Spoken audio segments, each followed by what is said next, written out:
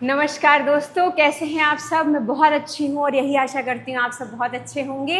और आप सब ने जो मुझसे एक चीज़ कही थी कि मैं डेली करंट अफेयर्स की आपके लिए क्लासेस लेके आऊँ, डेली बेसिस पे अभी तो नहीं, लेकिन हम वीकली बेसिस पे आपके लिए करंट अफेयर्स की क्लास लेके आने वाले हैं। और आज पहली क्लास है। वीकली मतलब एक सप्ताह का करंट अफेयर्स आपको यहाँ एक वीडियो में मिल जाएगा।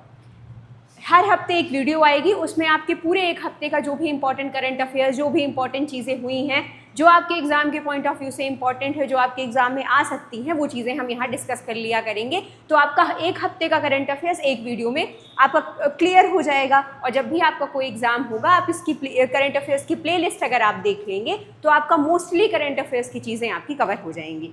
तो चलिए शुरू करते हैं। आज पहली क्लास है और हम यही कोशिश करेंगे कि एक एक हफ्ते में जो भी इम्पॉर्टेंट करंट अफेयर्स हैं, जो कि क्या होता है कि जब हम करंट अफेयर्स पढ़ते हैं उसमें सबसे बड़ा ड्रॉबैक ये है कि हम कुछ भी पढ़ते हैं, हमें ये नहीं पता होता है कि एग्ज़ाम के जो पैटर्न है वो क्या है, क्या चीज़ें पढ़नी है। करंट इवेंट्स में तो ये भी हो रहा है कि सलमान खान के कुत्ते ने क्या खाया या शाहरुख खान के बिल्ली ने क्या खाया। करंट इवेंट्स ये भी है, लेकिन हमें ये नहीं पढ़ना है, ये हमारे एग्ज़ाम में नहीं आ रहा है।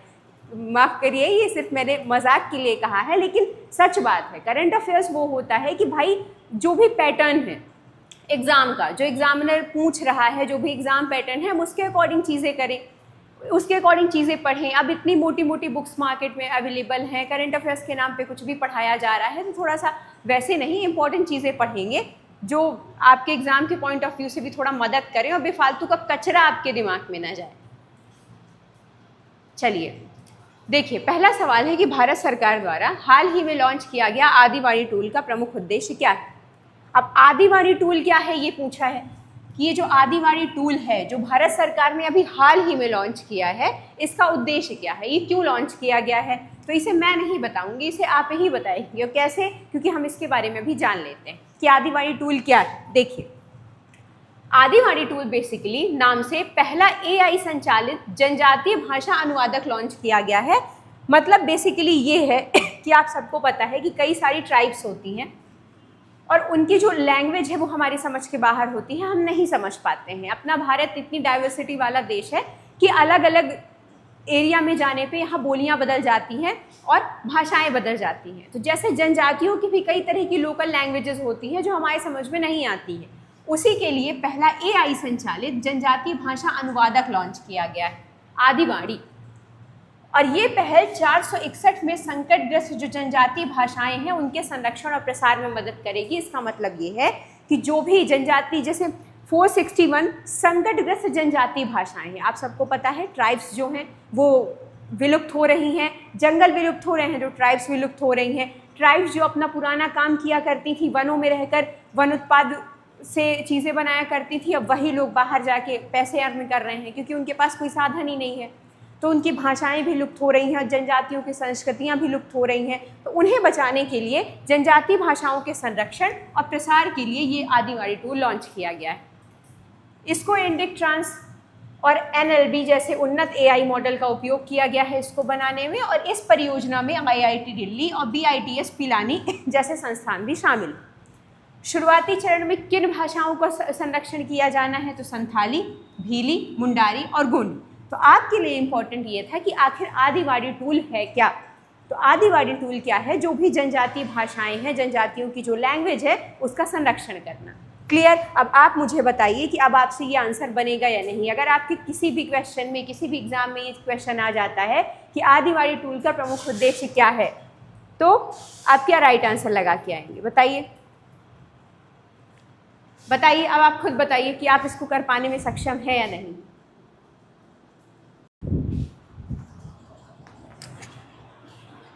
तो बताइए राइट आंसर क्या हो जाएगा। राइट आंसर आप सबको पता है कि आदिवाणी टूल किसके लिए बनाया गया था, बताइए। जनजातीय लोगों को रोजगार देने के लिए, कि जनजातीय भाषाओं को संरक्षण प्रदान करने के लिए, कि इंटरनेट सुविधा बढ़ाने के लिए, या शहरीकरण बढ़ाने के लिए। तो अब आप सबको पता है बहुत अच्छे से, क्योंकि आपने जान लिया है कि जो आदिवाणी टूल है उसका विकास क्यों किया गया, जनजातीय भाषाओं के संरक्षण और उनका अनुवाद करने के लिए। और शुरू के संरक्षण में कौन सी जनजातीय भाषाएं हैं, जैसे संथाली है, भीली है, इन लैंग्वेजेस का संरक्षण किया जाएगा। तो आदि टूल का मतलब क्या है, जो भी जनजातीय भाषाएं हैं या जो भी जनजातियां विलुप्त होने की कगार पे हैं उनका संरक्षण करना और उनका अनुवाद करना। तो आदिवाणी टूल क्या करता है, जनजाति भाषाओं का अनुवाद करता है और उनका संरक्षण करने का भी काम करता है। अब किसी भी एग्जाम में आएगा, आपसे ये गलत नहीं होने वाला है। और ऐसे ही पढ़ना है, हर हफ्ते कोशिश करेंगे एक हफ्ते का पूरा करंट अफेयर्स एक जगह कवर कराते हैं, और फिर अगर चीज़ें संभव हो पाएँ तो डेली करंट अफेयर्स भी जल्दी ही शुरू करेंगे। चलिए देखिए, जैसे अगला सवाल है, निवेशक दीदी कार्यक्रम का मुख्य उद्देश्य क्या है। अब निवेशक दीदी कार्यक्रम क्या है इसके पहले जान लेते हैं, उसके बाद ये तो आप खुद में कर लेंगे जानने के बाद। तो चलिए देख लेते हैं कि आखिर निवेशक दीदी कार्यक्रम है क्या। निवेशक दीदी चरण 2 की शुरुआत 1 सितंबर 2025 को पटेलगुड़ा पंचायत हैदराबाद से हुई। तो ये भी पूछ सकता है कि जो निवेशक दीदी कार्यक्रम जो शुरू हुआ है उसकी शुरुआत हुई कब से, तो वो शुरू हुआ 1 सितंबर 2025 से, पहली चीज़। दूसरी चीज़, कहाँ से शुरू हुई, तो पटेलगुड़ा पंचायत हैदराबाद से शुरू हुई, ये जानना ज़रूरी है। निवेशक दीदी कार्यक्रम है क्या, तो ये महिलाओं के लिए है और महिलाओं द्वारा मॉडल पर आधारित है। महिलाओं के लिए कैसे है, तो देखिए, प्रशिक्षित महिलाएं और अन्य महिलाओं को बचत, निवेश और डिजिटल बैंकिंग और धोखाधड़ी से सुरक्षा देने के लिए है कि महिलाओं को डिजिटली तरीके से अवेयर कैसे किया जाए, डिजिटली तरीके से उनमें इन्वेस्टमेंट और उनमें निवेश और डिजिटल बैंकिंग के लिए जो भी नई चीज़ें हैं उन्हें कैसे बताया जाए, और उन्हें धोखाधड़ी से भी कैसे बचाया जाए। क्योंकि आप सबको पता है कि आजकल डिजिटल धोखाधड़ी कितनी ज़्यादा बढ़ गई है, और ये सबसे ज़्यादा किनके साथ होती है, या तो बुजुर्गों के साथ या महिलाओं के साथ। तो इस वजह से उन्हें इन सारी चीज़ों से सुरक्षा देने के लिए भी निवेशक दीदी कार्यक्रम है, और यह पहल डिजिटल इंडिया और महिला नेतृत्व वाले मिशनों से जुड़ी हुई है। तो निवेशक दीदी क्या है, महिलाओं को इतना सशक्त बनाना कि वो डिजिटली तरीके से उनमें इन्वेस्टमेंट पावर बढ़ सके, वो डिजिटली रूप से अवेयर हो सके किसी भी तरह से धोखाधड़ी से बचने के लिए। क्लियर। और इन्वेस्टमेंट में भी, जैसे महिलाओं को इन्वेस्टमेंट में बढ़ावा देने के लिए आप सबको पता है कि आपके घर की जो महिलाएं हैं, माताएं हैं, वो सबसे ज़्यादा किसी भी चीज़ को बचत करने में सक्षम होती हैं। भले पिताजी लोगों के हाथ में पैसा होता है, लेकिन बचत करने के मामले में महिलाएं ही आगे होती। तो ये कार्यक्रम, निवेशक दीदी कार्यक्रम, महिलाओं को बचत, निवेश और डिजिटल बैंकिंग जैसी सुविधाएं प्रदान करता है और उन्हें धोखाधड़ी से बचाने के लिए उन्हें सुरक्षा भी प्रदान करता है। अब आंसर आप खुद इसका देख लेंगे, कैसे, देखिए, पूछा है कि निवेशक दीदी कार्यक्रम का मुख्य उद्देश्य क्या है, यही था क्वेश्चन आपका। अब बताइए, निवेशक दीदी कार्यक्रम का मुख्य उद्देश्य क्या है। महिलाओं को स्वरोजगार के लिए ऋण देना, महिलाओं को वित्तीय साक्षरता प्रदान करना, ग्रामीण स्कूलों में शिक्षा देना, या महिला स्वास्थ्य जांच अभियान। तो आप सबको पता है कि हमने पढ़ा कि जो निवेशक दीदी कार्यक्रम है वो क्या कर रहा था, महिलाओं को डिजिटल शिक्षा दे रहा था, डिजिटल तरीके से महिलाओं को अवेयर कर रहा था। किस चीज़ के लिए, बचत के लिए, निवेश के लिए अवेयर कर रहा था। तो राइट आंसर क्या हो जाएगा, वित्तीय साक्षरता महिलाओं को प्रदान करना। निवेशक दीदी कार्यक्रम क्या है, महिलाओं को वित्तीय साक्षरता प्रदान करना कि वो कैसे अपने पैसे को बचत कर सकती हैं, कैसे अपने पैसे का निवेश सही जगह कर सकती हैं, और कैसे वो डिजिटली तरीके से किसी भी तरह की धोखाधड़ी से बच सकती। क्लियर। तो निवेशक दीदी क्या है, महिलाओं को वित्तीय साक्षरता प्रदान करना। अगला सवाल है, राज्य जीविका निधि साख सहकारी संघ लिमिटेड का मुख्य उद्देश्य क्या है। देखिए, अगर अगली बार से मैं ये कोशिश करूंगी कि मैं हिंदी और इंग्लिश दोनों में करंट अफेयर्स का ये जो सेशन है वो दोनों लैंग्वेजेस में लेके आऊँ, क्योंकि कहीं ना कहीं हिंदी वर्ड्स कभी कभी ज़्यादा हो जाते हैं, तो थोड़ा सा दोनों लैंग्वेजेस में रहेंगे तो समझने में आसान रहेगा। तो राज्य जीविका निधि साख सहकारी संघ लिमिटेड का प्रमुख उद्देश्य क्या है। राज्य जीविका निधि साख सहकारी संघ ये क्या करता है, अब इसका आंसर आप खुद बता देंगे। कैसे, जब आपको चीज़ें पता चल जाएंगी। देखिए, ये क्या करता है, प्रधानमंत्री नरेंद्र मोदी जी ने 2 सितंबर 2025 को इस संस्था का वर्चुअल उद्घाटन किया। कब इसका उद्घाटन किया गया, 2 सितंबर 2025 को, अभी हाल ही की बात है, करंट अफेयर्स ही पढ़ रहे हैं। वर्चुअल उद्घाटन किया जिसका उद्देश्य ग्रामीण महिलाओं को सस्ती डिजिटल ऋण सुविधा प्रदान करना है। आप सबको पता है आजकल महिलाओं के हाथ में फ़ोन है, स्मार्टफोन है, और महिलाएं अगर पैसा चाह रही हैं, उन्हें उधार लेना है तो उन्हें बैंक जाना पड़ता है। तो इस माध्यम से अब महिलाओं को बैंक के चक्कर नहीं लगाने पड़ेंगे, उन्हें डिजिटल तरीके से उन्हें ऋण की सुविधा मिल जाएगी। यह एक राज्य स्तरीय सहकारी समिति होती है जो जीविका महासंघों को वित्तीय सहायता प्रदान करती है और इसमें केंद्र और राज्य दोनों सरकारें शामिल होती हैं। और इसमें क्या क्या किया जाता है तो देखिए, सहायता राशि जो भी लाभार्थी महिला होती है उसके बैंक खाते में सीधे डिजिटल तरीके से भेज दी जाएगी। महिलाओं को बैंक का चक्कर नहीं लगाना पड़ेगा। और 12,000 प्लस कार्यकर्ताओं को टैबलेट प्रदान किए जाएंगे ताकि डिजिटल सबके हाथ में जब टैब होंगे, सबके हाथ में स्मार्टफोन्स होंगे, तभी तो ये इस पहल का कोई मतलब है, क्योंकि ये पहल ही पूरी डिजिटल तरीके से है। और इस योजना में 20 लाख से अधिक ग्रामीण महिला उद्यमियों को कृषि, व्यापार और सेवा क्षेत्रों में सशक्त बनाया जाएगा। योजना की शुरुआत 105 करोड़ की पूंजी से हुई है और लखपति दीदी, ड्रोन दीदी और बैंक सखी योजनाओं से जुड़ी हुई है। तो बेसिकली ये जो योजना है राज्य सहकारी संघ वाली, वो क्या करती है, महिलाओं को डिजिटल लोन देने का काम करती है, ऋण देने का काम करती है, ताकि महिलाओं को बैंकों के चक्कर बार बार ना लगाना पड़े। क्लियर? चलिए, तो अब आप इसका आंसर खुद लगाएंगे। राज्य जीविका निधि साख सहकारी संघ लिमिटेड का प्रमुख उद्देश्य क्या है, बताइए। राज्य जीविका निधि साख सहकारी संघ लिमिटेड का प्रमुख उद्देश्य क्या है? ग्रामीण सड़कों का निर्माण, महिलाओं का स्वास्थ्य बीमा देना, ग्रामीण महिलाओं को सस्ता और डिजिटल ऋण देना यानी कि लोन प्रदान करना, या बच्चों की शिक्षा के लिए छात्रवृत्ति प्रदान करना। बताइए राइट आंसर क्या हो जाएगा। तो अभी हमने पढ़ा कि राज्य जीविका निधि साख सहकारी संघ लिमिटेड का जो प्रमुख उद्देश्य है वो क्या है, महिलाओं को डिजिटलीकृत तरीके से लोन प्रदान करना यानी कि ऋण प्रदान करना। और कैसे, क्यों? क्योंकि महिलाओं को बार बार चक्कर न लगाना पड़े, किसके? बैंकों के। क्योंकि महिलाएं, आप सबको पता है, कहीं ना कहीं किसी न किसी प्रकार से आश्रित होती हैं, कहीं आने जाने के लिए भी घर के पुरुषों पर। तो जब उनके हाथ में स्मार्टफोन होगा, जब उनके हाथ में टैब होगा, तो वो उनको आसानी से लोन मिल जाएगा उनके फ़ोन में ही। तो वो कहीं भी पेमेंट कर सकती हैं, कोई भी व्यापार शुरू कर सकती हैं, किसी भी तरीके का डिजिटल लेन देन आराम से कर सकती हैं। क्लियर? चलिए आगे बढ़ते हैं। अगला क्वेश्चन है कि सरकार की 1500 करोड़ की नई योजना का उद्देश्य क्या है? सरकार की 1500 करोड़ की नई योजना आई है, उसका उद्देश्य क्या है? 1500 करोड़ मायने रखते हैं, इसका उस योजना का क्या उद्देश्य है? तो देखिए, 1500 करोड़ की योजना क्या है सरकार की? सरकार की 1500 करोड़ की योजना का उद्देश्य लिथियम, कोबाल्ट और रेयर तत्वों की रिसाइकलिंग बढ़ाना है ताकि आयात निर्भरता कम हो सके। बेसिकली जो लिथियम है, कोबाल्ट है, इन सभी जो कचरे हैं उनका रीयूज करना है।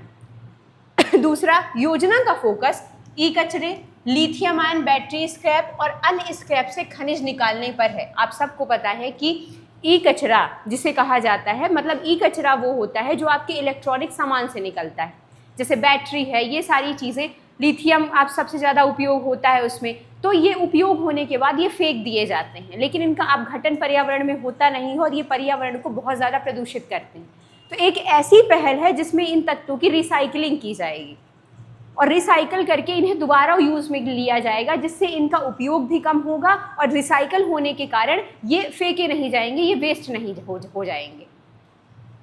योजना में लाभार्थी बड़े रिसाइकलिंग उद्योग और स्टार्टअप और छोटे उद्यमों होंगे, जिनमें से 1/3 राशि स्टार्टअप और उद्यमों के लिए आरक्षित की गई है। ये 1500 करोड़ की योजना सिर्फ किसके लिए है? जो लिथियम आयन बैटरीज हैं, ई कचरा है, उसकी रिसाइकलिंग करने के लिए।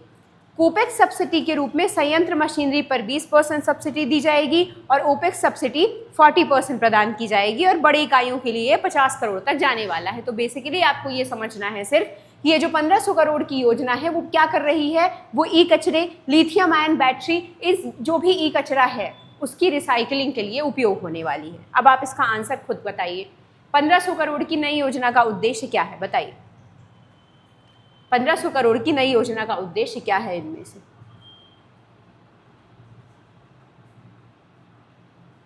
क्या हुआ इसको? दिख जा भाई। 1500 करोड़, फिर वही 1500 करोड़ की नई योजना का क्या उद्देश्य है? तो आप सब आसानी से लगा के आएंगे क्योंकि हमने पढ़ लिया है। बताइए, कोयला उत्पादन, कृषि उत्पाद, महत्वपूर्ण खनिजों की रिसाइकलिंग या बिजली सब्सिडी। तो आप सबको पता है किसके लिए, रिसाइकलिंग के लिए, महत्वपूर्ण खनिजों की रिसाइकलिंग के लिए क्या शुरू की गई है, ये योजना शुरू की गई है 1500 करोड़ की। जैसे लिथियम आयन बैटरीज है, ई कचरा है, ई कचरा बहुत जल्दी अपघटित नहीं होता है और ये पर्यावरण को कैसे प्रदूषित करता है, इसके जो केमिकल्स होते हैं वो मिट्टी में मिलते हैं और मिट्टी को प्रदूषित करते हैं, और हम जो खाना खा रहे हैं, हम जो भी चीज़ें कर रहे हैं वो कहाँ से है, सब तो मिट्टी से ही है। तो इस वजह से ये क्या कर रहा है, 1500 करोड़ की योजना महत्वपूर्ण खनिजों की रिसाइकलिंग से संबंधित है, स्पेशली लिथियम आयन बैटरीज, ई कचरा, इन सब से। क्लियर। चलिए अगला सवाल है, यूपीएससी द्वारा प्रस्तावित उत्कृष्टता केंद्र सेंटर ऑफ एक्सीलेंस का मुख्य उद्देश्य क्या है, बताइए। यूपीएससी द्वारा प्रस्तावित उत्कृष्टता केंद्र यानी सेंटर ऑफ एक्सीलेंस का क्या उद्देश्य है, और ये आप खुद ही बता देंगे क्योंकि हम इसके बारे में जान लेते हैं कि सेंटर ऑफ एक्सीलेंस है क्या। देखिए, यूपीएससी सेंटर ऑफ एक्सीलेंस स्थापित करेगा जो यूपीएससी और जो स्टेट पीसीएस हैं उनकी श्रेष्ठ कार्य प्रणालियों का केंद्रीय ज्ञान भंडार होगा। तो इसमें कौन कौन मिल के काम करने वाले हैं, इसमें यूपीएससी और जो स्टेट पीसीएस हैं वो मिल के काम करने वाले हैं। पहली चीज़, यूपीएससी और स्टेट पीसीएस, नवाचार होगा, अनुभव सुधारों का दस्तावेजीकरण, भर्ती प्रक्रियाओं में पारदर्शिता, दक्षता और तकनीकी और नवाचार। बेसिकली जो भी भर्तियां होती हैं यूपीएससी के थ्रू, स्टेट पीसीएस के थ्रू, उसमें क्या करना, पारदर्शिता लाना, उसमें दक्षता लाना और इनोवेशन बढ़ाना। यूपीएससी और पीएससी के बीच सहयोग समन्वय होगा तो सहकारी संघवाद को प्रोत्साहन होगा। सहकारी संघवाद क्या होता है कि जिसमें जो सेंटर है, स्टेट है, वो दोनों मिलके काम करती हैं, या कोई बड़ी संस्था है और उससे छोटी संस्था है वो आपस में मिलके काम करती हैं। तो यहाँ कौन काम कर रहा है, यूपीएससी और स्टेट पीसीएस सहकारी संघवाद के साथ काम करेंगी। एक पोर्टल लॉन्च किया गया है, प्रतिभा सेतु पोर्टल। यह उन अभ्यर्थियों को अन्य अवसर प्रदान करेगा जो इंटरव्यू तक पहुंचे लेकिन अंतिम सूची में चयनित नहीं हुए हैं। और ये सवाल आपके लिए बहुत ज़्यादा इंपॉर्टेंट हो जाता है, प्रतिभा सेतु पोर्टल किसके लिए है। प्रतिभा सेतु पोर्टल उन बच्चों के लिए है, जैसे आप में से कई लोगों के बीच में ऐसे स्टूडेंट्स होंगे जिन्होंने इंटरव्यू दिया है लेकिन उनका जो चयन है वो फाइनल इंटरव्यू में नहीं हो पाया यूपीएससी के, उनके लिए लॉन्च किया गया है प्रतिभा सेतु पोर्टल कि उनके लिए अवसर प्रदान किए जाएंगे जो इंटरव्यू तक गए हैं लेकिन उनका चयन नहीं हो पाया है, उनको फिर कहीं दूसरी जगह उन्हें अपॉइंटमेंट दी जाएगी। तो प्रतिभा सेतु पोर्टल किसके लिए है, जो बच्चे यूपीएससी के इंटरव्यू तक गए हैं लेकिन वो नहीं सिलेक्ट हो पाए किन्हीं कारणों। यूपीएससी एक संवैधानिक निकाय है, आप सबको पता है, जिसकी स्थापना, और ये किस आर्टिकल के अंतर्गत आता है, 315 से 323, 315 से 323 के बीच यूपीएससी का प्रावधान है। अब मुझे ये बताइए यूपीएससी संविधान के किस भाग में है, मैंने आपको भाग पढ़ाए हैं बहुत अच्छे से, किस भाग में आएगा यूपीएससी। संघ और राज्यों के अधीन सेवाएं किस भाग में है संविधान के, कमेंट करके बताइएगा।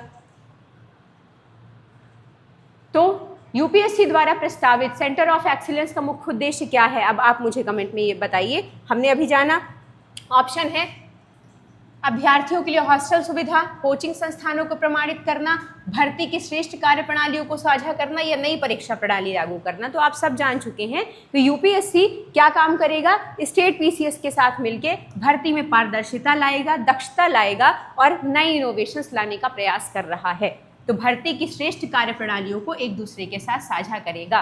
और प्रतिभा सेतु पोर्टल क्या है, वो ये पोर्टल जो इंटरव्यू तक बच्चे पहुंचे हैं यूपीएससी के और सिलेक्ट नहीं हो पाए हैं उनके लिए है। ये भी सवाल पूछा जा सकता है आपसे। क्लियर। चलिए, नेपाल में सोशल मीडिया प्रतिबंध के पीछे मुख्य कानूनी आदेश कौन सा है, बहुत ज़्यादा इंपॉर्टेंट, बहुत ज़्यादा ट्रेंडिंग, बहुत ज़्यादा चर्चा में रहा। अब तक आप सबने सोशल मीडिया में ये सारी चीज़ें देख ली होंगी, जिन्होंने नहीं देखी है वो एग्जाम डायरी का इंस्टाग्राम चैनल जाइए, उसकी लिंक इस वीडियो में है, जाके देख लीजिए। मैंने भी एक मिनट से लेके 1 से 1.5 मिनट का एक शॉर्ट वीडियो शूट किया है। नेपाल में जंजीस द्वारा जो प्रदर्शन किया गया, जो वहाँ का तख्ता पलट हुआ, जो सारी चीज़ें हुई वहाँ पे, तो जाके देख लीजिएगा।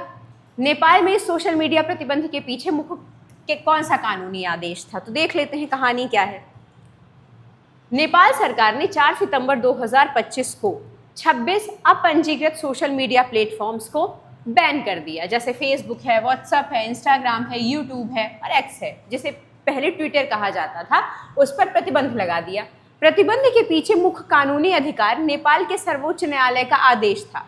प्रतिबंध के पीछे कानूनी आधार क्या था, सर्वोच्च न्यायालय का आदेश। और ये आदेश किसने दिया था बैन लगाने का, सर्वोच्च न्यायालय ने। और सोशल मीडिया उपयोग विनिमय निर्देश 2080 सभी सोशल मीडिया प्लेटफॉर्म्स को नेपाल में पंजीकरण, स्थानीय कार्यालय स्थापित करना और अनुपालन अधिकारी नियुक्त करना अनिवार्य है। मतलब नेपाल में जो ये सोशल साइट्स हैं जैसे फेसबुक है, इंस्टाग्राम है, इनके लिए क्या ज़रूरी है कि ये प्लेटफॉर्म वहाँ अपने आप को रजिस्टर्ड करवाएंगे, वहाँ अपना कार्यालय स्थापित करेंगे और अनुपालन अधिकारी एक नियुक्त करेंगे अपना।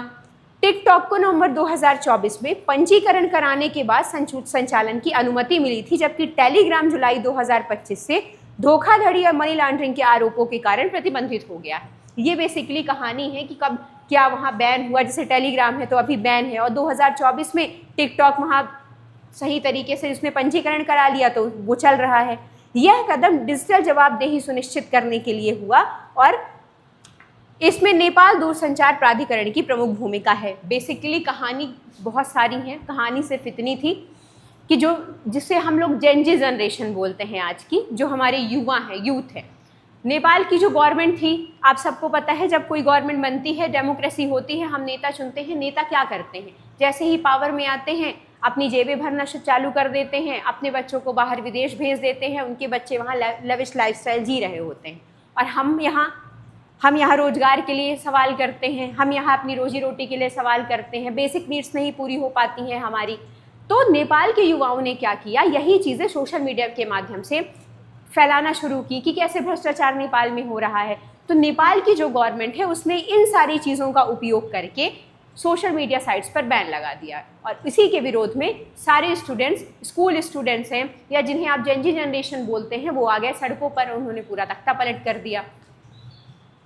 तो प्रतिबंध के पीछे मुख्य कानूनी अधिकार क्या था, नेपाल के सर्वोच्च न्यायालय का आदेश और सोशल मीडिया उपयोग विनिमय निर्देश 2080। तो अब देखिए, अब आप खुद इसका आंसर कर लेंगे कि नेपाल के सोशल मीडिया प्रतिबंध के पीछे मुख्य कानूनी आधार कौन सा था। तो अभी जस्ट मैंने बताया कि मुख्य कानूनी जो आदेश था सोशल मीडिया प्रतिबंध था, वो क्या था बताइए। नेपाल संसद का आदेश, नेपाल दूरसंचार प्राधिकरण का आदेश या सर्वोच्च न्यायालय का आदेश या नेपाल सूचना मंत्रालय का आदेश। तो आप सबको पता है क्या था वो, नेपाल के सर्वोच्च न्यायालय का आदेश अभी हमने देखा और सर्वोच्च न्यायालय के आदेश के कारण व्हाट्सएप, फेसबुक, इंस्टा सब बैन कर दिया गया। नेपाल के साथ हमारी कौन सी मिलिट्री एक्सरसाइज होती है, इंडिया की सूर्य किरण होती है। ये चीज़ें इंपॉर्टेंट हैं, ये चीज़ें इंपॉर्टेंट इसलिए हैं आप सभी के लिए क्योंकि नेपाल बहुत ज़्यादा चर्चा में रहा है, तो नेपाल से छोटी छोटी चीज़ें ज़रूरी हो गई हैं। नेपाल सबसे ज़्यादा सीमा, हमारा भारत का कौन सा राज्य है जो नेपाल के साथ सबसे ज़्यादा सीमा साझा करता है? उत्तर प्रदेश। उत्तर प्रदेश नेपाल के साथ सबसे ज़्यादा सीमा साझा करता है। माउंट एवरेस्ट कहाँ स्थित है? नेपाल में स्थित है, जिसे वहाँ किस नाम से जाना जाता है? सागरमाथा के नाम से। लुम्बिनी, महात्मा बुद्ध का जन्म स्थान, कहाँ है? नेपाल में। तो ये छोटी छोटी चीज़ें याद रखिएगा। नेपाल के साथ सबसे कम सीमा कौन सा राज्य साझा करता है? तो सबसे कम वेस्ट बंगाल साझा करता है। क्लियर? तो ये छोटी छोटी चीज़ें याद रखिएगा। हम ऐसे पढ़ रहे हैं इस वजह से क्योंकि जब हम कॉन्सेप्ट पढ़ लेते हैं तो आप खुद ही आंसर कर लेते हैं, तो वो आपके दिमाग में चीज़ें रह जाएंगी और जब आप एग्ज़ाम हॉल में जाएंगे तो आपको लगेगा कि हाँ, हमने ये चीज़ खुद से कभी सही की थी, तो वो आपसे बनेगी। क्लियर? केंद्र सरकार द्वारा अधिसूचित यूनिफाइड पेंशन स्कीम के संचालन की शुरुआत कब से हुई? यूनिफाइड पेंशन स्कीम का संचालन कब से हुआ? तो देख लेते हैं भाई कब से हुआ है। यूपीएस, यूनिफाइड पेंशन स्कीम, ये क्या है? वैकल्पिक पेंशन योजना है। क्या है? एक तरह की वैकल्पिक पेंशन योजना है जो एनपीएस के अंतर्गत आती है और ये 24 अगस्त 2024 को स्वीकृत हुई थी। यूपीएस को लागू कर दिया गया है 1 अप्रैल 2025 से। ये इंपॉर्टेंट डेट हो जाती है कि यूपीएस, जिसका फुल फॉर्म होता है यूनिफाइड पेंशन स्कीम, उसे लागू कब से किया गया? तो 1 अप्रैल 2025 से लागू किया गया। क्लियर? केवल एनपीएस में शामिल कर्मचारी यूपीएस में चुन सकते हैं। केवल एनपीएस में जो शामिल कर्मचारी हैं वो यूपीएस में चुने जा सकते हैं और कुछ शर्तों के तहत एनपीएस और यूपीएस के बीच स्विच भी कर सकते हैं। जो कर्मचारी हैं वो एनपीएस से यूपीएस में, यूपीएस से एनपीएस में स्विच कर सकते हैं। कर्मचारी और सरकार दोनों का अनिवार्य योगदान है। दुर्घटना, मृत्यु, विकलांगता में यूपीएस और सीसीएस नियमों के तहत लाभ उपलब्ध होते हैं। अब 20 वर्ष सेवा के बाद सेवानिवृत्ति भी संभव है, जो पहले 25 वर्ष थी, जिसमें पेंशन में लचीलापन और पारदर्शिता बढ़ाई गई है। तो बेसिकली ये किस चीज़ से संबंधित है? ये पेंशन वगैरह और दुर्घटना, मृत्यु, विकलांगता में कैसे चीज़ें होंगी, इन सारी चीज़ों से आपको बीमा वगैरह जो उपलब्ध होता है उससे रिलेट करती है। तो सबसे पहली जो ज़रूरी चीज़ है यूपीएस का full form, unified pension scheme. तो यूपीएस का संबंध किससे है? पेंशन से है। जब आपकी कोई दुर्घटना हो जाती है तो उसमें और पेंशन होता है, जैसे इसमें लिखा दुर्घटना, मृत्यु, विकलांगता में यूपीएस और सीसीएस के जो भी नियम हैं उनसे लाभ प्रदान करना। और बेसिकली यूपीएस का संबंध किससे है? पेंशन स्कीम से संबंधित है। क्लियर। और यूपीएस को लागू कब से किया गया है? 1 अप्रैल 2025 से लागू कर दिया गया है। स्वीकृत कब हुई थी? 24 अगस्त 2024 को। अब सवाल क्या पूछा है? सवाल पूछा है शुरुआत कब से हुई, बताइए। यूपीएस की शुरुआत कब से हुई थी? केंद्र सरकार द्वारा सूचित यूनिफाइड पेंशन स्कीम यूपीएस के संचालन की शुरुआत कब से हुई? 24 अगस्त 2024, 19 मार्च 2025, 1 अप्रैल 2025 या 4 सितंबर 2025? बताइए। शुरुआत होने का मतलब लागू होना होता है। कब से लागू हुई? अभी हमने जाना कि यूपीएस यूनिफाइड पेंशन स्कीम कब से लागू हुई है? 1 अप्रैल 2025 से। अभी आप सबने देखा ये चीज़। क्लियर। चलिए आप खुद करेंगे, हम ऐसे ही पढ़ रहे हैं कि आप खुद इन सारी चीज़ों को सॉल्व कर पाएँ। अगला सवाल है कि पीएसए मुंबई टर्मिनल फेज 2 का संयुक्त रूप से उद्घाटन प्रधानमंत्री नरेंद्र मोदी जी द्वारा किस देश के प्रधानमंत्री जी के साथ किया गया? पीएसए मुंबई टर्मिनल फेज 2, इसका उद्घाटन कर दिया गया है श्रीमान नरेंद्र मोदी जी द्वारा। और किस देश के प्रधानमंत्री वहां पे थे जब इसका उद्घाटन किया गया? तो अब आप खुद इसका आंसर करेंगे। कैसे? क्योंकि हम इसके बारे में थोड़ा सा जान लेते हैं। पीएसए मुंबई टर्मिनल फेज 2 का संयुक्त उद्घाटन कब हुआ है? इसका उद्घाटन हुआ है 4 सितंबर 2025 को। तो इसमें सबसे पहले डेट इंपॉर्टेंट है, 4 सितंबर 2025 को हुआ है। प्रधानमंत्री मोदी और सिंगापुर के प्रधानमंत्री लॉरेंस बैग ने वर्चुअल माध्यम से इसका उद्घाटन किया। तो कहाँ के थे प्रधानमंत्री? सिंगापुर के प्रधानमंत्री लॉरेंस बैग भी वहाँ पे थे। फेज 2 के बाद जेएनपीए टर्मिनल की कुल क्षमता 4.8 मिलियन हो गई है और ये भारत का सबसे बड़ा कंटेनर टर्मिनल बन गया है। तो सवाल अगर पूछा जाए कि भारत का सबसे बड़ा कंटेनर टर्मिनल कौन सा बन गया है, तो पीएसए मुंबई टर्मिनल फेज 2 ये पूरे भारत का सबसे बड़ा कंटेनर टर्मिनल बन गया है। क्लियर। टर्मिनल में अत्याधुनिक crane, automatic system, dedicated front corridor और सीधी रेल कनेक्टिविटी जैसी सुविधाएं भी शामिल हैं। तो भारत का सबसे बड़ा कंटेनर टर्मिनल अब बन गया है PSA Mumbai terminal phase 2।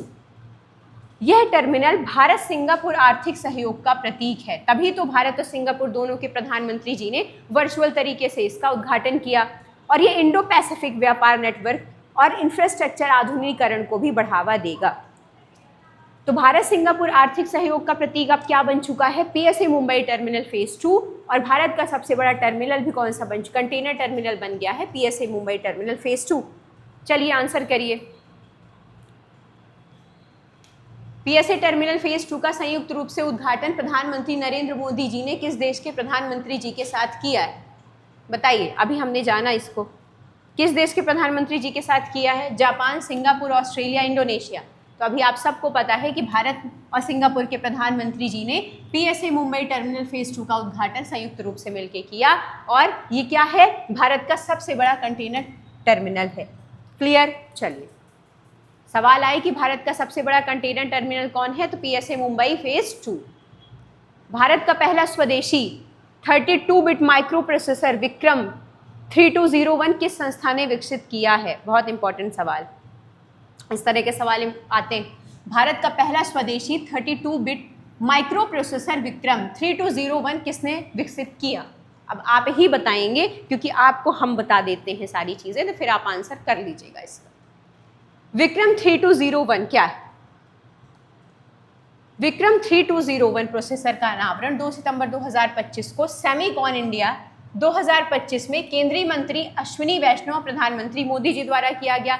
Semicon India हुआ है ना अभी नई दिल्ली में। मैंने इंस्टाग्राम में पोल भी लगाया हुआ था क्वेश्चन का।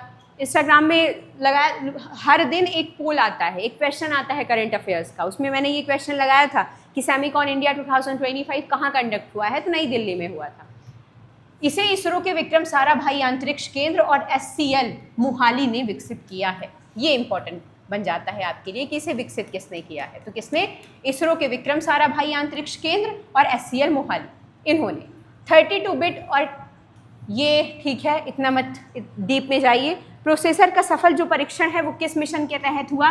PCLV C60 मिशन में किया गया। और यह रक्षा, एयरोस्पेस और ऑटोमोबाइल क्षेत्र में भी उपयोगी है। तो किसने विकसित किया है इसे? इसरो के विक्रम साराभाई अंतरिक्ष केंद्र और SCL मोहाली ने। और कहाँ इसको लॉन्च किया गया है? सेमीकॉन इंडिया 2025 जो कहाँ कंडक्ट हुआ है? नई दिल्ली में हुआ है। तो अब आप बता दीजिए भारत का पहला स्वदेशी 32 बिट माइक्रो प्रोसेसर विक्रम 3201 किस संस्था ने विकसित किया है? DRDO, CDAC, इसरो और SCL और नीति आयोग। तो आप सब ने जाना इसरो के विक्रम साराभाई संस्थान और SCL मोहाली, इन दोनों ने मिलकर विकसित किया है। क्लियर? और भारत का पहला स्वदेशी 32 माइक्रो प्रोसेसर का नाम पूछ ले तो नाम याद रखिएगा विक्रम 3201, इसका नाम भी इंपॉर्टेंट। क्लियर? चलिए, तो किन्होंने विकसित किया है? इसरो के विक्रम साराभाई संस्थान और SCL मोहाली। नीति आयोग के अनुसार भारत का लक्ष्य वर्ष 2037 तक दालों का उत्पादन कितना करने का है? कि 2037 तक भारत दालों का कितना उत्पादन कर लेगा? नीति आयोग के अनुसार भारत का 2047 तक क्या लक्ष्य है? कितना लक्ष्य है दालों का उत्पादन करने का, कि हम कितने मिलियन टन दाल का उत्पादन कर लेंगे 2047 तक? कितना कर लेंगे? चलिए जान लेते हैं। नीति आयोग ने 2030 तक आत्मनिर्भरता और 2047 तक दालों का उत्पादन दुगना करने का लक्ष्य रखा है। नीति आयोग ने एक लक्ष्य रखा है कि 2030 तक हम आत्मनिर्भर होंगे और दालों का उत्पादन दुगना करेंगे। कितना? 51.57 मिलियन टन। 51.57 मिलियन टन दाल का उत्पादन हम करेंगे। 51.57 million ton. One block one seed village model को 111 जिलों में लागू किया जाएगा। स्कूल भोजन योजना, मिड डे मील और PDS में दालों को बढ़ावा दिया जाएगा। क्यों मिड डे मील में दालों को बढ़ावा दिया जाएगा? क्योंकि प्रोटीन मिलता है उनसे। 2047 तक 16.48 मिलियन टन का अधिशेष भी अनुमानित है और भारत दालों का निर्यातक भी बन सकता है, जिससे आयात पर निर्भरता कम होगी। भाई दालों का हम ज़्यादा उत्पादन करने लग जाएंगे, 51.57 मिलियन टन, दुगना उत्पादन तो निर्यात ज़्यादा करेंगे, तो हमें आयात पर निर्भरता कम होगी। जब निर्यात ज़्यादा करेंगे तो हमें विदेशी मुद्रा मिलेगी। अब बता दीजिए आंसर क्या होगा? 2047 तक दालों का उत्पादन कितना करने का लक्ष्य रखा गया है?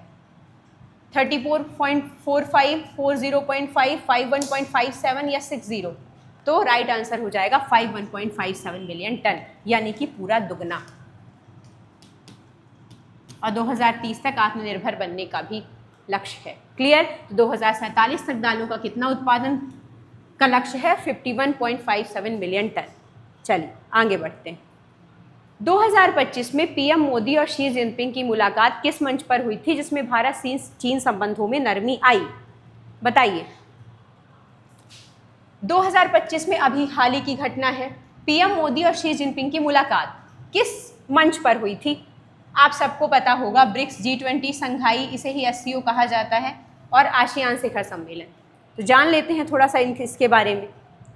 भारत चीन ने SCO शिखर सम्मेलन में संबंधों की बात की। अभी प्रधानमंत्री मोदी जी गए थे SCO में पार्टिसिपेट करने, SCO समिट में पार्टिसिपेट करने नरेंद्र मोदी जी गए हुए थे। कहाँ गए थे? कहाँ हुआ इस बार का SCO समिट? बताइए। SCO समिट 2025 कहाँ हुआ? चीन के तियानजिंग में हुआ। क्लियर? SCO का हेडक्वार्टर कहाँ है? SCO का हेडक्वार्टर बीजिंग, चाइना में है। लेकिन इस बार 2025 में कहाँ हुई है SCO की समिट? तो याद रखिएगा 2025 में SCO की समिट कहाँ? तियानजिंग में हुई है, तियानजिंग।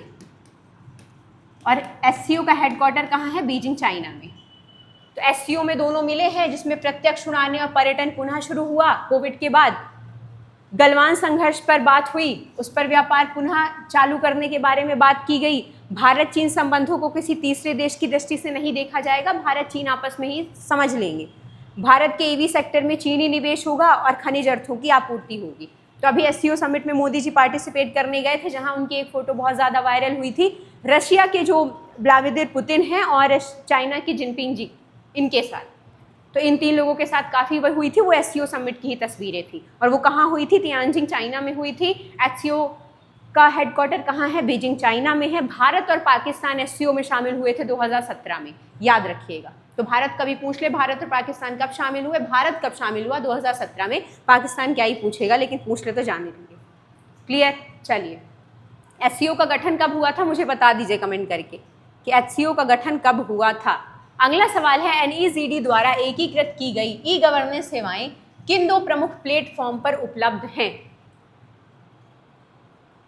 जल्दी बताइए, आपको पता है? नहीं पता होगा तो अभी हम पता कर लेंगे।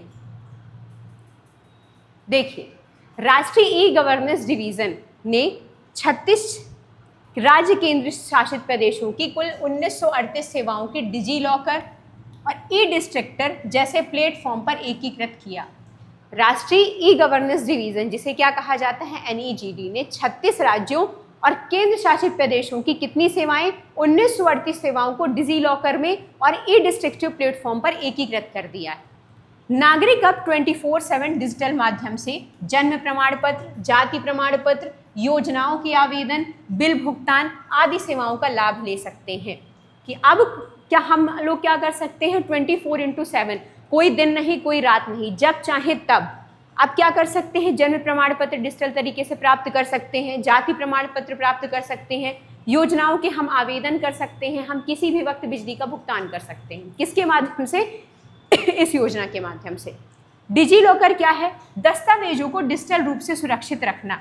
जैसे अभी हम दस्तावेज रखते हैं, पता चलता है उन दस्तावेजों में कीड़े लग गए, उन दस्तावेजों को कोई कीड़े खा गए, उन दस्तावेजों को चूहे कुतर गए, तो जब वो डिजिटल तरीके से सुरक्षित रहती हैं तो इन सारी चीज़ों से हमारा बचाव रहता है, हमें उन्हें सजो के नहीं रखना पड़ता है। वही होता है डिजी लॉकर। ई डिस्ट्रिक्टर क्या होता है? जिला स्तरीय सेवाओं को ऑनलाइन उपलब्ध कराने का माध्यम। ई डिस्ट्रिक्टर कि जिला स्तरीय जितनी सेवाएं हों उन्हें ऑनलाइन उपलब्ध कराना। तो अब सवाल क्या पूछा था, थोड़ा सा सवाल पे चल लेते हैं। NEGD द्वारा एकीकृत की गई ई गवर्नेंस सेवाएं किन दो प्रमुख प्लेटफॉर्म्स ने लॉन्च की है, या किन दो प्रमुख प्लेटफॉर्म्स द्वारा उपलब्ध कराई गई हैं ये सुविधाएं? भीम और UPI, ई सेवा और उमंग, डिजी लॉकर और ई डिस्ट्रिक्टिव, और आधार और NPCI। तो अभी आपने क्या पढ़ा कि डिजी लॉकर क्या है?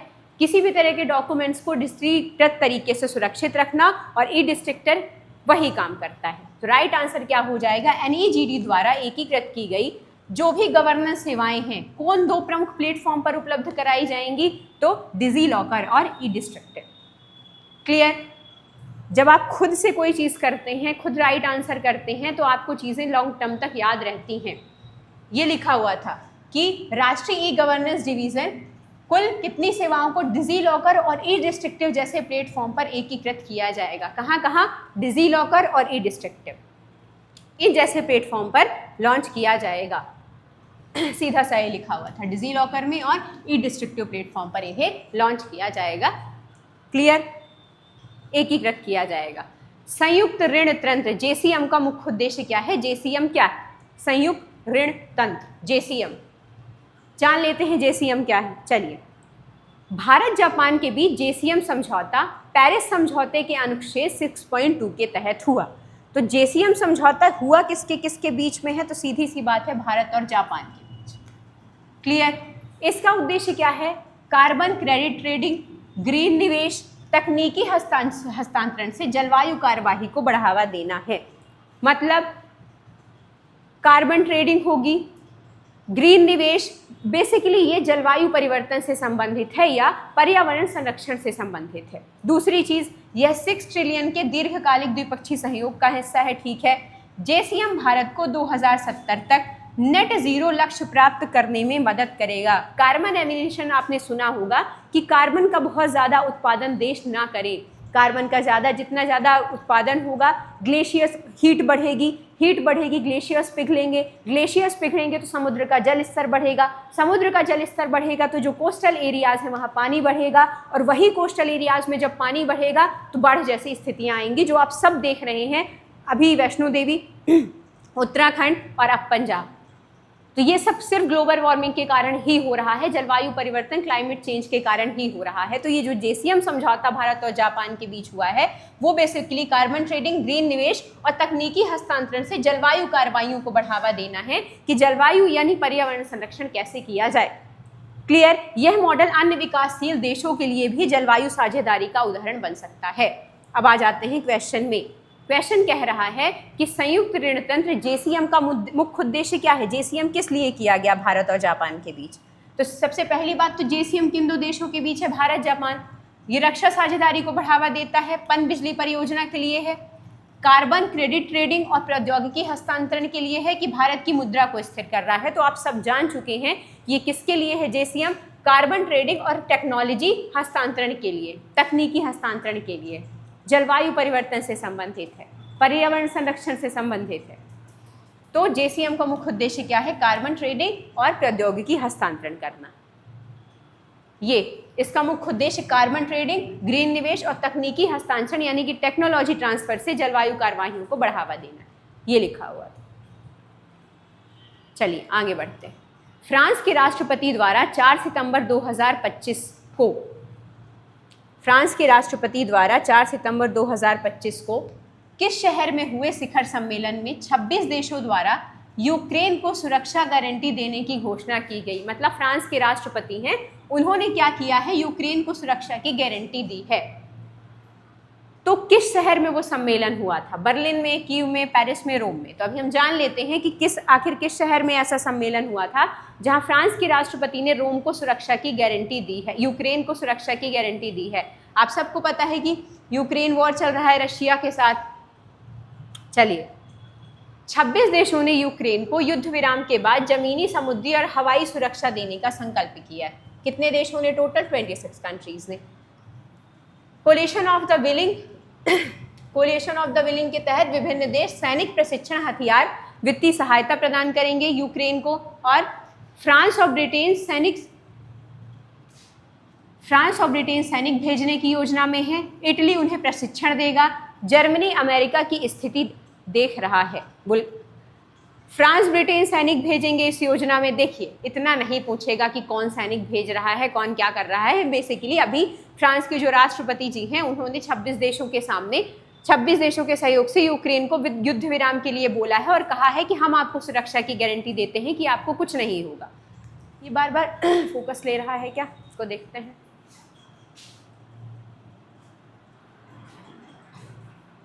इसका फोकस लॉक करना पड़ेगा। ठीक है, बुल्गारिया जमीनी सैनिक नहीं भेजेगा।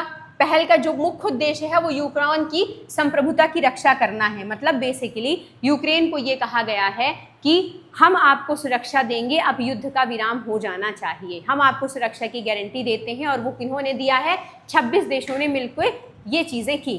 क्लियर? तो अब आ जाते हैं क्वेश्चन।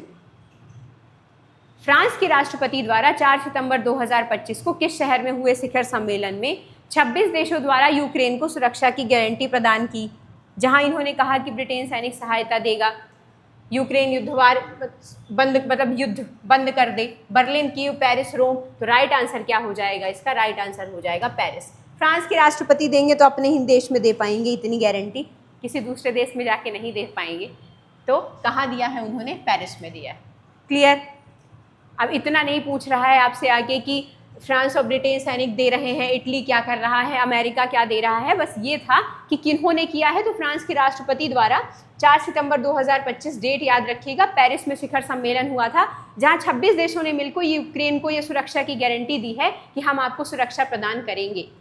भारत की मलक्का जल संधि जो है, गश्ती योजना को समर्थन देने वाला पहला देश कौन सा बन गया है? बताइए। भारत की जो मलक्का जल डमरू मध्य है, यानी जल संधि है, उसकी गश्ती योजना को समर्थन देने वाला पहला देश कौन सा बन गया है? Indonesia, Japan, Singapore, Vietnam? जान लेते हैं। मलक्का जल संधि क्या बोलते हैं जल डमरू मध्य को इंग्लिश में? आप सबको पता है क्या बोलते हैं? जल डमरू मध्य को इंग्लिश में क्या कहा जाता है? बताइए।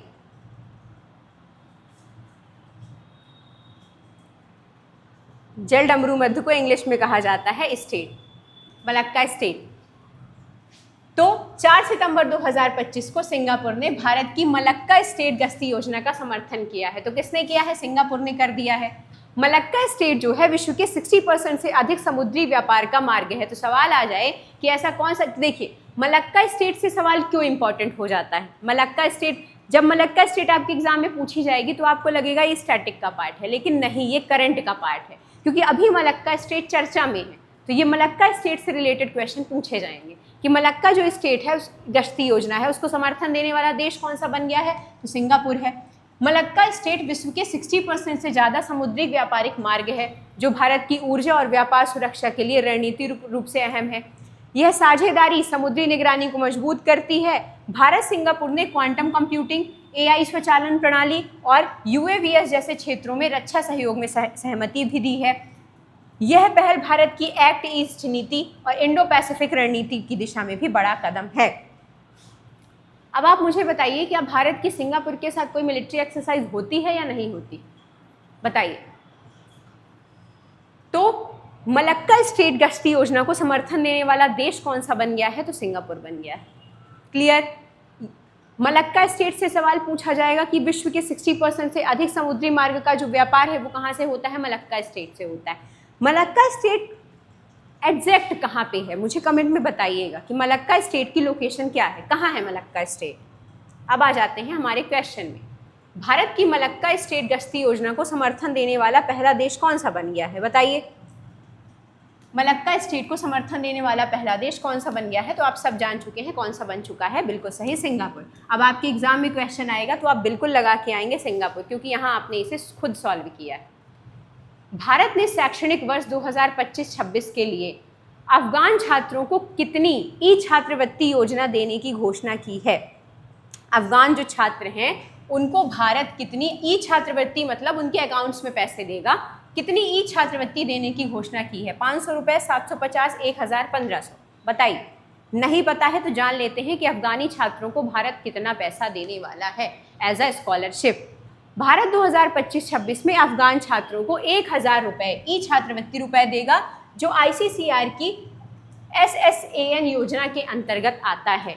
यह छात्रवृत्तियाँ ई Vidya Bharati I learn portal के माध्यम से ऑनलाइन शिक्षा हेतु प्रदान की जाएंगी। ये पोर्टल याद रखिएगा, हो सकता है पोर्टल पूछ ले कि अफगान छात्रों को जो 1000 रुपये दिए जाने हैं वो किस पोर्टल के माध्यम से दिए जाने हैं? तो ई विद्या भारती, ई Vidya Bharati I learn platform के माध्यम से ये दिया जाएगा। छात्रवृत्ति स्कॉलरशिप के लिए योग्यता क्या होनी चाहिए? कि वो नागरिक अफगानी नागरिक हो और उनकी जो आयु सीमा हो, यानी कि एज हो, वो 18 से 35 साल तक की हो। अफगानी छात्रों को ही मिलेगा 18 से 35 साल के होंगे तो। किस पोर्टल द्वारा? ई विद्या भारती द्वारा। शामिल प्रमुख विश्वविद्यालय इसमें है इग्नू है, जामिया मिलिया इस्लामिया है, अन्ना विश्वविद्यालय है, कुरुक्षेत्र विश्वविद्यालय है आदि। यह लगातार तीसरा वर्ष होगा, 23-24, 24-25, 25-26 है जब भारत यह योजना चला रहा है। तो भारत यह योजना कब से चला रहा है? 2023 से चला रहा है। ये भी सवाल पूछ सकता है। तो भारत अफगानी छात्रों को कितना पैसा दे रहा है? 1000 रुपये। दूसरी चीज़ किस पोर्टल के माध्यम से दे रहा है? ई Vidya Bharati I learn portal की। इसके लिए पात्रता क्या है स्कॉलरशिप के लिए? कि अफगानी छात्र ही होने चाहिए, 18 से 35 साल की उनकी उम्र होनी चाहिए। भारत ये कब से चला रहा है? 2023 से चला रहा है। इसमें कौन से विश्वविद्यालय शामिल हैं इस योजना में? इग्नू है, जामिया मिलिया इस्लामिया है, अन्ना विश्वविद्यालय और कुरुक्षेत्र विश्वविद्यालय। तो अब बता दीजिए कि अफगान छात्रों को कितनी छात्रवृत्ति प्रदान की जा रही है? तो अफगान छात्रों को कितनी छात्रवृत्ति मिल रही है? बिल्कुल सही, 1000। और किस पोर्टल के माध्यम से? ई विद्या भारती, ई विद्या भारती आई लर्न। चलिए, WHO की ताज़ा रिपोर्ट के अनुसार वैश्विक स्तर पर आत्महत्या हर कितनी मौतों में से एक के लिए जिम्मेदार है? जो भी मौतें होती हैं दुनिया में, तो WHO की एक रिपोर्ट आई है कि आत्महत्या उनमें से कितनी मौतों के लिए जिम्मेदार है।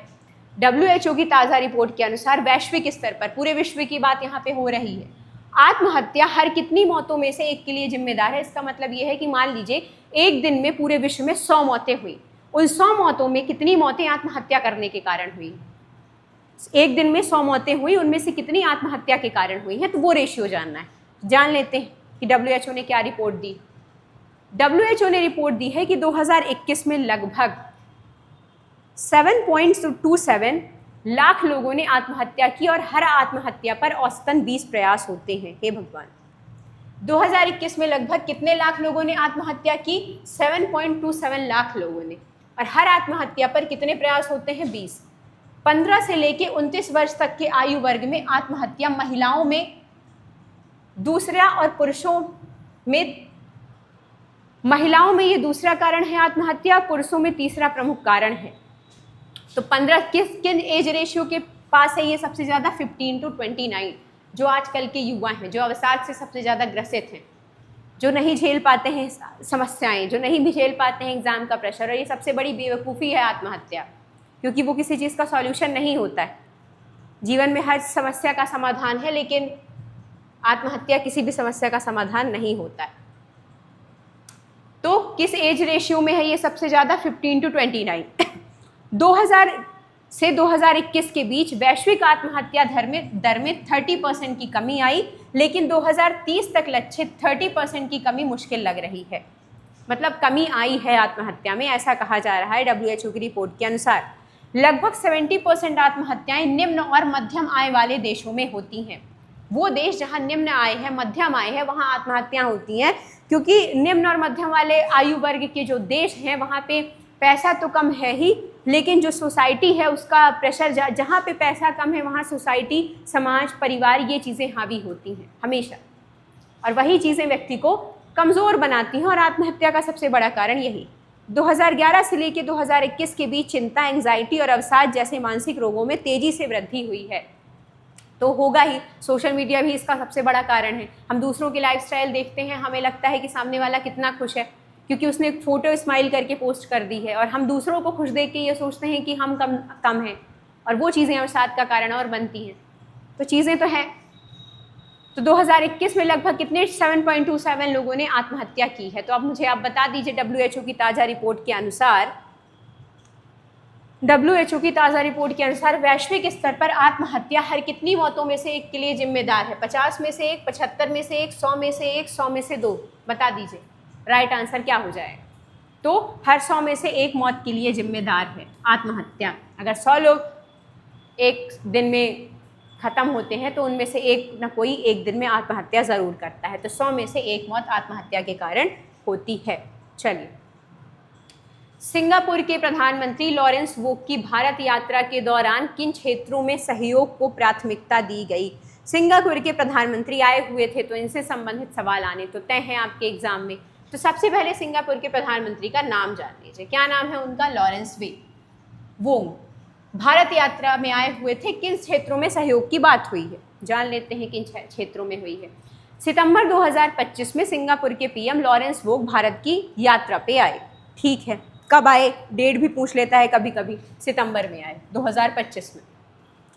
यह यात्रा भारत सिंगापुर कूटनीतिक संबंधों के 60 साल पूरे होने पर की गई। भारत और सिंगापुर ने रक्षा प्रणालियों के संयुक्त विकास और उत्पादन पर सहमति जताई। द्विपक्षीय व्यापार 2004 से 5 के बीच में ये बढ़कर 35 अरब तक पहुंच गया है। 6 से 7 अरब से बढ़कर अब 35 अरब हो गया है। सिंगापुर ने आसियान देश के साथ भारत के व्यापार घाटे की चिंता को साझा करने का भरोसा दिया है कि जो आसियान कंट्रीज़ हैं उनके साथ भारत का जो व्यापार हुआ करता था उसमें व्यापारिक घाटा अब हो रहा है, तो उसके प्रति भी चिंता इन्होंने दर्शाई है। कब बना था आसियान? बताइए, आसियान का हेडक्वार्टर कहाँ है? आसियान का हेडक्वार्टर कहाँ है? जल्दी बताइए कमेंट करके। तो अब बता दीजिए, भारत और सिंगापुर के बीच रक्षा प्रणालियों के संयुक्त विकास पर सहमति जताई गई है। तो सिंगापुर के प्रधानमंत्री जब लॉरेंस वोग आए तो उन्होंने किन क्षेत्रों में सहयोग को प्राथमिकता दी? खेल और मनोरंजन, कृषि, पशुपालन, रक्षा, तकनीक, नवाचार, व्यापार, पर्यटन और आतिथ्य। तो अभी आप सबने पढ़ा किसमें? रक्षा में, टेक्नोलॉजी में, नवाचार यानी कि इनोवेशन में, और व्यापार में, कि आसियान कंट्रीज के साथ भारत का व्यापारिक घाटा क्यों हो रहा है, इसमें उन्होंने चिंता दर्शाई है और रक्षा क्षेत्र में भी सहयोग की बात की है। और कब आए हैं ये? सितंबर में आए हैं, याद रखिएगा 2025 में। सितंबर 2025 को थाईलैंड के प्रधानमंत्री के रूप में किसे चुना गया? थाईलैंड के प्रधानमंत्री नए बने हैं। जब भी कोई नया राजनेता बनता है किसी देश का, उससे संबंधित सवाल पूछे जाते हैं, तो थोड़ा सा इसको देख लेते हैं। अनुतिन चारनवीराकुल, कितना खतरनाक नाम। अनुतिन चारनवीराकुल 5 सितंबर 2025 को थाईलैंड के नए प्रधानमंत्री बन गए हैं। उनकी पार्टी का क्या नाम है? भूमजय थाई पार्टी के नेता हैं। उन्हें संसद में 63% वोट मिले हैं। उन्होंने विपक्ष की सबसे बड़ी पार्टी पीपल्स पार्टी के समर्थन से बहुमत प्राप्त किया है। कोविड-19 संकट के दौरान अनुतिन ने स्वास्थ्य मंत्री के रूप में भी भूमिका निभाई थी और उन्होंने कैनबिस यानी गांजा को अपराध मुक्त कराने में निर्णायक भूमिका निभाई। क्लियर? तो कौन बने हैं? अनुतिन चारनावीराकुल। चलिए, गांजा 5 सितंबर 2025 को थाईलैंड के प्रधानमंत्री के रूप में कौन बन गए हैं, जल्दी बता दीजिए। तो आप सबको पता है, अभी आपने जाना, अनुतिन चारनावीराकुलम। अनुतिन चारनावीराकुलम थाईलैंड के नए प्रधानमंत्री चुने गए हैं। देखिए मैंने ये 4 बार नाम लिया ना, अनुतिन चारनावीराकुलम, अनुतिन चारनावीराकुलम। अब आपके एग्जाम में आएगा और जब आप एग्जाम में ये नाम पढ़ेंगे तो आपको लगेगा ये नाम कहीं सुना है, अनुतिन चारनावीराकुलम। तो जब आपको लगेगा ये नाम सुना है तो इसमें लगा के चले आएंगे आप। ये फ़ायदा होता है क्लास करने का, ये फ़ायदा होता है बार बार सुनने का। क्लियर? चलिए, भारत की पहली मोबाइल टेम्पर्ड ग्लास निर्माण फैक्ट्री कहाँ बनी है? भारत की पहली मोबाइल टेम्पर्ड ग्लास निर्माण फैक्ट्री कहाँ स्थापित की गई, बताइए। भारत की पहली है इसलिए इम्पोर्टेंट हो जाती है। भारत की पहली मोबाइल टेम्पर्ड ग्लास की फैक्ट्री कहाँ स्थापित की गई है? भारत की टेम्पर्ड ग्लास सबसे ज़्यादा यूज़ होते हैं फ़ोन में आपके। भारत की पहली मोबाइल टेम्पर्ड ग्लास फैक्ट्री सबसे ज़्यादा फ़ोन में यूज़ होते हैं, कहाँ स्थापित की गई है आप ही बताएंगे। उसके पहले जान लेते हैं इसके बारे में। देखिए, नोएडा में भारत की पहली मोबाइल टेम्पर्ड ग्लास फैक्ट्री स्थापित की गई। तो कहाँ स्थापित हुई है ये? नोएडा में। भारत की पहली है मोबाइल टेम्पर्ड ग्लास फैक्ट्री। इसका उद्घाटन 30 अगस्त 2025 को केंद्रीय मंत्री अश्विनी वैष्णव ने किया था। यह फैक्ट्री ऑप्टिमम इलेक्ट्रॉनिक्स और अमेरिका की कॉर्निंग कंपनी की साझेदारी से स्थापित की गई है। ये इंपॉर्टेंट हो जाता है कि भारत की जो पहली मोबाइल टेम्पर्ड ग्लास फैक्ट्री है उसका उद्घाटन किया किसने है, यह किसके सहयोग से हुई है? तो ऑप्टिमस इलेक्ट्रॉनिक्स और अमेरिका की कॉर्निंग कंपनी की साझेदारी से ये स्थापित की गई। तो 2 नाम इंपॉर्टेंट है, ऑप्टिमस इलेक्ट्रॉनिक्स और अमेरिका की कॉर्निंग कंपनी। ये भी पूछ सकता है कि किसके सहयोग से हुई है। तो ऑप्टिमस इलेक्ट्रॉनिक्स एक नाम ये है और अमेरिका की कॉर्निंग कंपनी। यहाँ इंजीनियर्ड बाय कॉर्निंग ब्रांड के तहत प्रीमियम क्वालिटी का टेम्पर्ड ग्लास तैयार किया जाएगा। तो ब्रांड का क्या नाम है? इंजीनियर्ड बाय कॉर्निंग, ये ब्रांड का नाम है। ये इंपॉर्टेंट हो जाता है। इस पहल का उद्देश्य मोबाइल निर्माण में आत्मनिर्भरता और मेक इन इंडिया को मजबूत करना है। भारत की पहली मोबाइल टेम्पर्ड ग्लास फैक्ट्री है तो सीधी सी बात है, मेक इन इंडिया को बढ़ावा देना तो उद्देश्य होगा ही, उसमें तो कोई दो राय ही नहीं है। पहले चरण में 2.5 करोड़ यूनिट सालाना उत्पादन होगा, नौकरियां जनरेट होंगी। दूसरे चरण में 20 करोड़ यूनिट और 4,500 से ज़्यादा रोजगार मिलेंगे। तो सबसे पहले भारत की पहली मोबाइल टेम्पर्ड ग्लास फैक्ट्री कहाँ स्थापित की गई है? नोएडा में स्थापित की गई है। किसके सहयोग से? तो ऑप्टिमस इलेक्ट्रॉनिक्स और अमेरिका की कॉर्निंग कंपनी के सहयोग से। ब्रांड का क्या नाम है? इंजीनियर्ड बाय कॉर्निंग, इसका ब्रांड का नाम है। क्लियर? और ये मेक इन इंडिया को तो मजबूत कर ही रहा है। अब आप राइट आंसर इसका लगा दीजिए कि भारत की पहली मोबाइल टेम्पर्ड ग्लास फैक्ट्री का निर्माण कहाँ हुआ है, बताइए। भारत की पहली मोबाइल टेम्पर्ड ग्लास फैक्ट्री का निर्माण कहाँ हुआ है? तो अभी आप सबने देखा कहाँ हुआ है, नोएडा में हुआ है। और इंजीनियर्ड बाय कॉर्निंग इसका क्या है? ब्रांडिंग, उसका ब्रांड का नाम। और किसके सहयोग से हुआ है? ऑप्टिमस इलेक्ट्रॉनिक्स और अमेरिका की कॉर्निंग कंपनी के सहयोग से हुआ है। क्लियर? ये 5 अगस्त 2025 को 102 वर्ष की आयु में माउंट फूजी पर चढ़ाई करने वाली जापानी पर्वतारोही का क्या नाम है? 102 साल में बताइए चढ़ रहे हैं माउंट एवरेस्ट। 5 अगस्त 2025 को 102 वर्ष की आयु में माउंट फूजी पर चढ़ाई करने वाले जापानी पर्वतारोही कौन है? कौन है? पता है तो अच्छा है, नहीं पता है तो जान लेते हैं कि 102 साल में कौन चढ़ रहे हैं भाई माउंट फूजी पर। जापान के लोग ही ऐसे कारनामे कर पाते हैं क्योंकि वहाँ की कहते हैं लाइफस्टाइल बहुत अच्छी है, स्वस्थ जीवन जीते हैं वो लोग। 102 वर्षीय कोकीची आकुजावा ने 5 अगस्त 2025 को माउंट फूजी पर सफलतापूर्वक चढ़ाई की और गिनीज वर्ल्ड रिकॉर्ड्स में ये रिकॉर्ड दर्ज किया। आकुजावा इससे पहले 96 साल की उम्र में भी माउंट फूजी पर चढ़ चुके हैं। तो ये महाशय दूसरी बार गए हैं, पहले 96 साल की उम्र में गए थे और अब 102 साल में गए हैं कोकीची आकुजावा। चढ़ाई से पहले उन्होंने 3 महीने का कठोर प्रशिक्षण लिया था। वे अपनी बेटी, पोती और स्थानीय पर्वतारोहण क्लब के साथ इस यात्रा पर गए थे। तो उनका नाम क्या है? कोकीची आकुजावा, जो कहाँ गए हैं? माउंट फूजी पर गए। तो 5 अगस्त 2025 को 102 साल की उम्र में माउंट फूजी पर चढ़ने वाले पर्वतारोही कौन बन गए हैं, बताइए। तो अभी हमने जान लिया कि कौन बन गए हैं, कोकीची आकुजावा। इसके पहले ये 96 वर्ष की उम्र में भी चढ़ चुके थे, तो ये दूसरी बार गए। चलिए, यहाँ आपके एक हफ्ते के करंट अफेयर्स 1 सितंबर से लेके 7 सितंबर तक का जो करंट अफेयर्स था उसके जो भी इंपॉर्टेंट चीज़ें थी, इंपॉर्टेंट करंट अफेयर्स हमें लगे हैं आपके एग्जाम की पॉइंट ऑफ व्यू से हम ये लेके आए हैं। आप सब ने कहा था कि करंट अफेयर्स की सीरीज शुरू कर दीजिए। आपके अपकमिंग एग्जाम्स में करंट अफेयर्स एक बहुत बड़ा पार्ट होता है। इस तरह अगर हम मान लीजिए एक महीने में 4 हफ्ते होते हैं, हर महीने का करंट अफेयर्स अगर हम 4 वीडियो में कवर कर रहे हैं तो ये बहुत बड़ी बात है। हम 1 तारीख से लेके 7 सितंबर तक का करंट आपके सामने लेके आए, पूरे सितंबर का करंट अफेयर्स आपको 4 वीडियो में मिल जाएगा। इसी तरीके से हर महीने का करंट अफेयर्स आपको 4-4 वीडियो में कवर हो जाएगा। तो आपके लिए ये अच्छा होगा। किसी भी एग्जाम के लिए प्लेलिस्ट बना दी जाएगी, एग्जाम के पहले ये प्लेलिस्ट देख लीजिएगा, आपका 1 साल का पूरा करंट अफेयर्स कवर हो जाएगा। तो ये सीरीज़ चालू की है, ज़रूर बताइएगा आप सबको ये सीरीज़ कैसी लगी है। और एमपी टेट के लिए जो वीडियोज़ आ रही थी आपकी वीडियो कंटिन्यू रहेंगी, साइंस की, सोशल साइंस की। हम प्रयास करेंगे कि यूपीएसआई वाले बच्चे बहुत मैसेज कर रहे हैं कि हमारे लिए भी जीएस का कुछ कंटेंट लाइए, तो आपके लिए भी जल्दी ही क्लासेस शुरू करने का प्रयास किया जाएगा। तब तक ऐसे ही पढ़ते रहिए। जिन्होंने चैनल नहीं सब्सक्राइब किया है कर लीजिएगा, नए वीडियो का नोटिफिकेशन तभी मिलेगा। इंस्टाग्राम चैनल की लिंक इस वीडियो के डिस्क्रिप्शन में है और टेलीग्राम चैनल भी ज्वाइन कर लीजिएगा। मिलते हैं अगले वीडियो में। जय हिंद, जय भारत।